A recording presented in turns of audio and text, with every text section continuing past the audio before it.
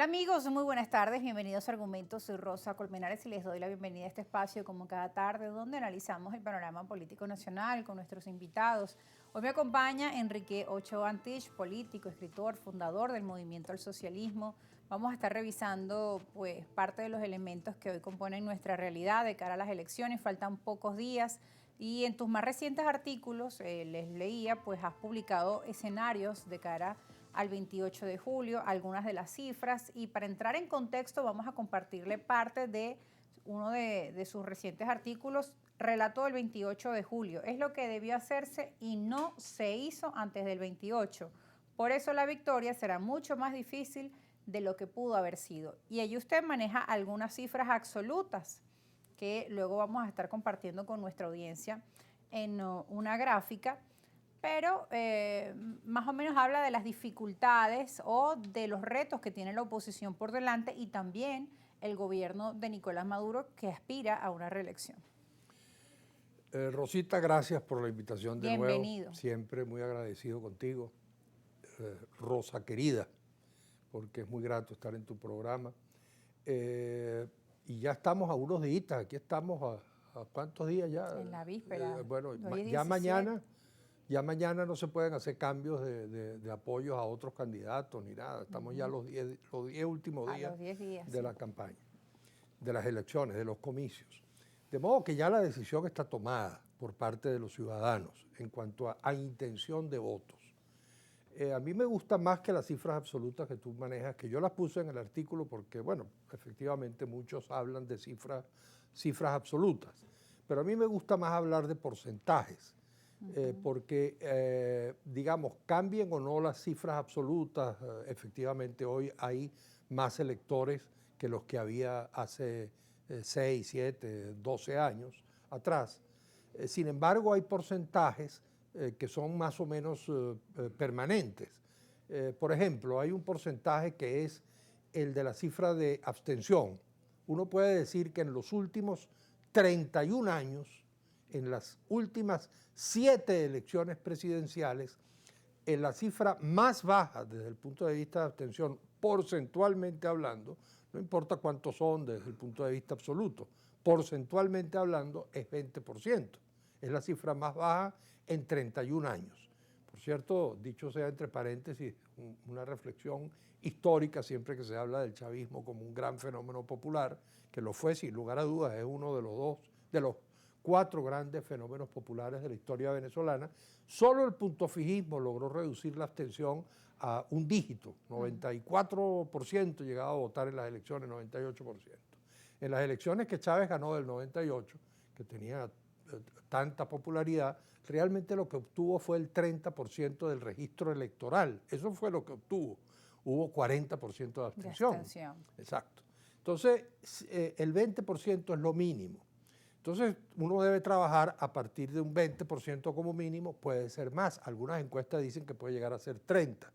Bueno, tú puedes decir 20, 25. Entonces, te empieza a quedar para los candidatos un 75%, vamos a decir 75-80, pero digamos 75. Entre los venezolanos que están en el exterior, sí, que no yo lo que votar. sostengo, lo que he venido sosteniendo desde hace ya algún tiempo a esta parte, es que el gobierno, sean las cifras absolutas que sean, voten cuantos voten en Venezuela, el gobierno tiene un 30% más o menos fijo.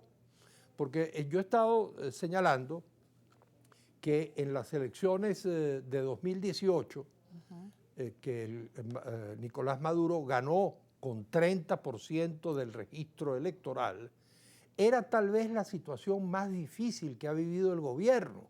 Y movilizaron 6 millones de electores en ese momento. Movilizaron 6 millones de electores, pero como te digo, era el 30%. Un momento crítico también. Era el 30%. Si ahorita votan 12 millones de electores, el 30% es 4 millones y tantos. Puede ser que él ya no tenga los 6 millones, pero obtendrá 4 millones y tantos o más. En todo caso, sostengo que si en el 2018, cuando Venezuela por primera vez en 150 años, desde la Guerra Federal a ese momento, al día de hoy prácticamente, nunca habíamos conocido desabastecimiento e hiperinflación al mismo tiempo, ¿no?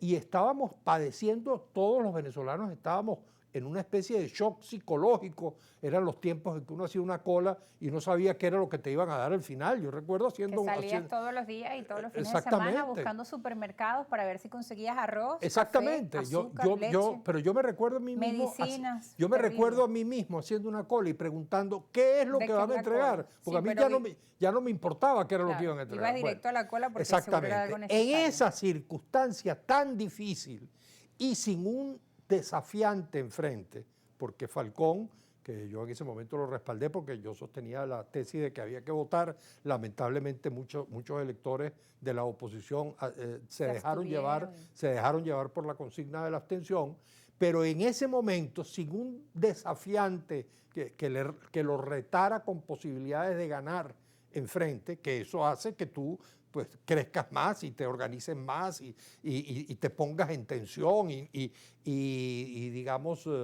compactes más tu votación, que es lo que están haciendo ellos. Cuando ellos se confrontan con María Corina Machado, lo que están tratando de hacer es nuclear, compactar el voto chavista. Entonces yo sostengo, frente a todos esos, a mi modo de ver, o ignorantes o malintencionados que dicen que el gobierno va a sacar 15%, que el gobierno va a sacar 20%. Bueno, yo sostengo que el gobierno va a sacar de 30% para arriba. Entonces, si tenemos 75% disponible, poniendo una abstención del 25% y pones 30% del gobierno, o más, porque puedes tener más, te está quedando 45% para toda la oposición. Por lo tanto, todas esas cifras, en estos días le leía, otra vez vuelvo a mencionar, no había pensado que no le iba a mencionar en el programa, pero lamentablemente tengo que hacerlo. Ella, la señora Machado, dijo 80-20 en un discurso. Estamos a una declaración a 80-20, por Dios. O sea, toda no hay que subestimar al adversario. Es subestimar al adversario, sobreestimarte a ti mismo. Y yo a veces siento que se hace con el cálculo, y eso es muy doloroso y muy preocupante y muy lamentable. Pero también pasa del otro lado. Sí, pero en este caso a veces siento yo que se hace con el cálculo, como te digo, muy lamentable y muy preocupante, de que si creas una alta expectativa, cuando el otro gane, si gana, nadie lo va a creer. Y entonces la tesis del desconocimiento y del fraude se pueda hacer creíble y puedas entonces convocar a la gente a un desconocimiento de los resultados. Eso a mí me parece muy preocupante. Yo digo que hay que poner los pies en el piso. Yo voy a votar por Edmundo González Urrutia, lo digo con claridad. Sin embargo, digo que hay que poner los pies en el piso. Y son, a mi modo de ver, si tenemos 30% del gobierno y 25% de abstención, toda la oposición tiene 45%. Y yo sé que los otros candidatos van a sacar poca votación, pero que no me digan a mí que entre todos ellos van a sacar 3% o que van a sacar 5%. Yo creo que pueden llegar a sacar un 10% de los electores. Un 7 al 10% entre todos, más o menos. Exactamente. Entonces, al final, empieza a quedarte la cifra en un 40% para Edmundo, 40 y tanto por ciento, un 30 y tanto por ciento para Maduro.